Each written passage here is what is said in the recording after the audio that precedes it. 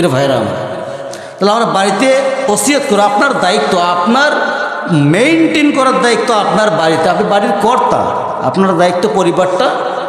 কু আনফুসাকুম ওয়া আহলিকুম নার, নিজে বাঁচো জাহান্নামের আগুন থেকে, এবং তোমার আহাল মানে পরিবার, তোমার পরিবারকেও জাহান্নামের আগুন থেকে বাঁচাও। এটা কি আমার কথা না আল্লাহর কথা ভাই? স্বয়ং আল্লাহ রাব্বুল আলামিন নিজে বলেছেন। শেষ কথা হচ্ছে, আমরা সর্বক্ষণ কারো তাবেদারি করব না, একমাত্র গোলামি করবো কার বলেন তো? আর কারো গোলামি করা যাবে?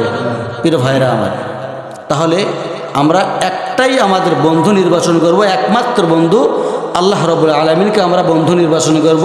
কতগুলো বলার ওইভাবে আমার সময়টা আর নাই এখন।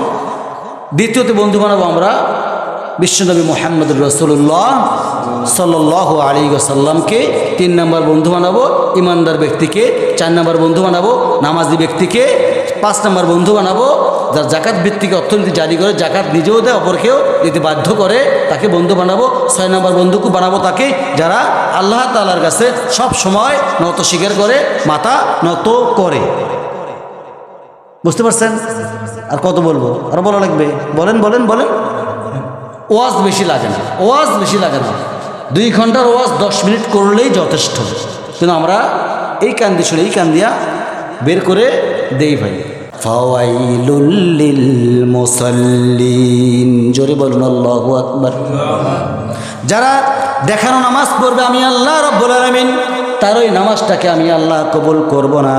আমার ভাইয়েরা, আমার বন্ধুগণ আমার, যারাই দেখানো নামাজ পড়বে শুক্রবারের দিন শুধু আসবে, তাদের নামাজ কবুল হবে না। কার দরবারে? বলেন বলেন, কার দরবারে? আল্লাহর দরবারে কবুল হবে না। এটা কিসের জায়গা বলেন তো ভাই? না, আমি ওভাবে বলবো, এটা ইবাদতের জায়গা।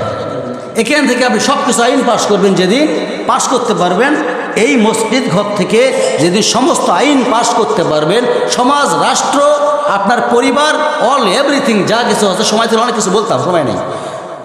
যেদিন দেখবেন এই সময় মসজিদ ঘর থেকে সব কিছু পরিচালিত হচ্ছে, সেদিন আপনারা, আপনি, আমি সবাই সুখের আবাস গ্রহণ করবো ইনশাআল্লাহ।